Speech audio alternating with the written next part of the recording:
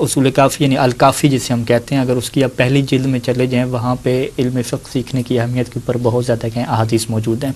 چند ایک جو ہے وہ مومنین کی خدمت میں ہم پیش کرتے ہیں. سب سے پہلے ہے کہ ایک شخص ہے کہ جس کا نام بشیر ہے.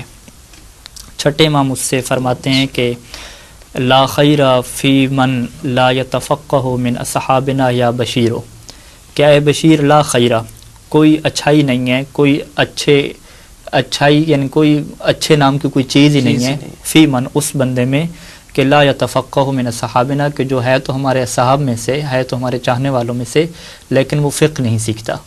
اگر اس نے فقہی احکام نہیں سیکھے، فقہ اس نے نہیں سیکھی، تو امام کی نگاہ میں لا خیرہ، اس بندے کے اندر کسی قسم کی کوئی اچھائی نہیں ہے.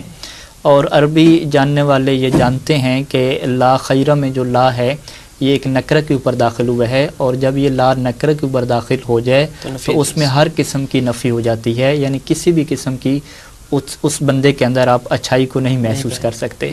یعنی ہم یہ کہہ سکتے ہیں کہ ایک انسان ہے ماشاءاللہ سے اس کا اخلاق بہت اچھا ہے، وہ انسانوں کی مدد کرتا ہے، انسانیت کا بڑا دل میں درد رکھتا ہے اور ہمیشہ بہت اچھا انسان ہے، لیکن اگر وہ فقہ محمد و آل محمد نہیں جانتا تو صادق آل محمد کی نگاہ میں اس بندے کے اندر کوئی خوبی نہیں ہے.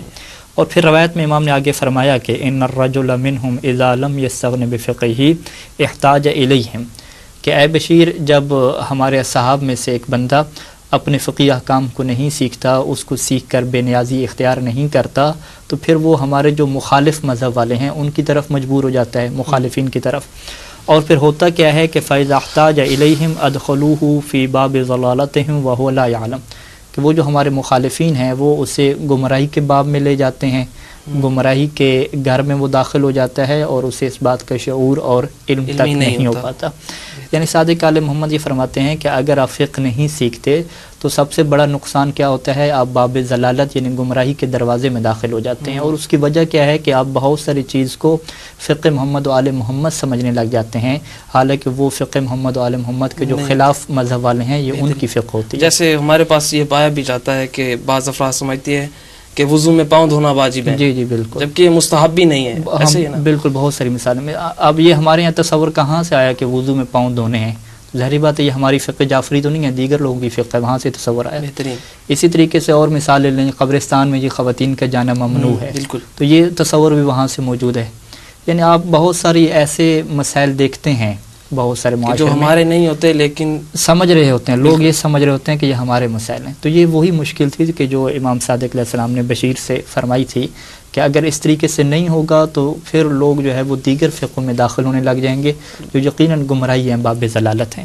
اور اسی وجہ سے جو ہے وہ اس روایت میں ہے کہ جس میں امام صادق علیہ السلام فرمایا کرتے تھے کہ تفقہوا فی الدین فإنہ من لم یتفقہ منکم فی الدین فہو اعرابی، کہ تم دین میں تفقہ حاصل کرو، علم فقہ حاصل کرو، دین کے قوانین کو سمجھو.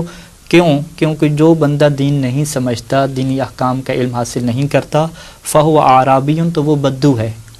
یعنی اسے جاہل بھی نہیں کہا، جاہل سے جو بڑا تانا ہے بدو ہے. ورنہ جاہل ہم دیکھیں کہ انسان بہت ساری چیزوں سے جاہل ہوتا ہے، عالم کل تو کوئی بھی نہیں ہے. ہم لوگ بھی سائنس کی بہت ساری چیزیں، طب کی بہت ساری چیزیں، فقہ کی بہت جاہل ہیں. جاہل ہونا عیب نہیں ہے، اس جہالت کے بعد بدو پن کرنا کہ وہ انسان جو ہے وہ بالکل وحشی قسم کے انسان ہو جائے اور کسی چیز کو نہ سیکھے، وہ کیا ہے، عیب ہے. اسی وجہ سے امام صادق علیہ السلام اسے جاہل نہیں کہتے تھے، اسے عربی کہتے تھے. وہ شخص کیا ہے، بدو ہے. اور اتنی اس کی جو ہے وہ سخت مذمت ہے کہ جو بندہ فقہ نہیں سیکھتا. ایک روایت اور بھی آپ کی خدمت پیش کرتا چلوں کہ امام نے فرمایا تھا کہ وَلَا تَكُونُوا أَعْرَابًا، تم بدو نہ بننا. کیوں؟ فَإِنَّهُ مَنْ لَمْ يَتَفَقَّهْ فِي دِينِ اللَّهِ لَمْ يَنْظُرُ اللَّهُ إِلَيْهِ يَوْمَ الْقِيَامَةِ وَلَمْ يُزَكِّ لَهُ عَمَلًا، کہ جو تم میں سے فقہ نہیں سیکھتا پھر ہوگا کیا کہ قیامت کے دن اللہ اس کی طرف نہیں دیکھے گا. صحیح. اور اس نے جتنا بھی عمل کیا ہے لم یزکے، اس عمل کا تزکیہ نہیں ہوگا، یعنی عمل کو قبول ہی اللہ نہیں فرمائے گا.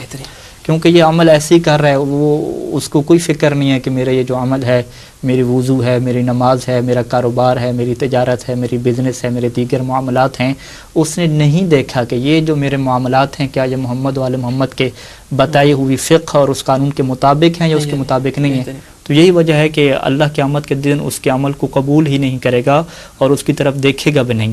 اور اسی وجہ سے ہے کہ چھٹے ماں فرماتے تھے کہ اگر میں اپنے اصحاب میں سے، اپنے چاہنے والوں میں سے کسی ایک کو دیکھوں کہ جو فقہ حاصل نہیں کرتا، تو امام فرمایا کہ ضربت رؤوسہم بالسیاط حتی یتفقہوا، کہ میں یہ چاہتا ہوں کہ میرے اصحاب کو کوڑوں کے ذریعے سے ان کے سر پہ مارا جائے تاکہ وہ فقہ حاصل کریں، کیونکہ امام کی نگاہ میں یہ ہے کہ اگر میرے چاہنے والے فقہ حاصل نہیں کرتے تو قیامت کے دن پھر اللہ ان کی طرف نگاہ کرم بھی نہیں فرمائے گا اور ان کا کوئی عمل بھی قبول اللہ نہیں ہوگا۔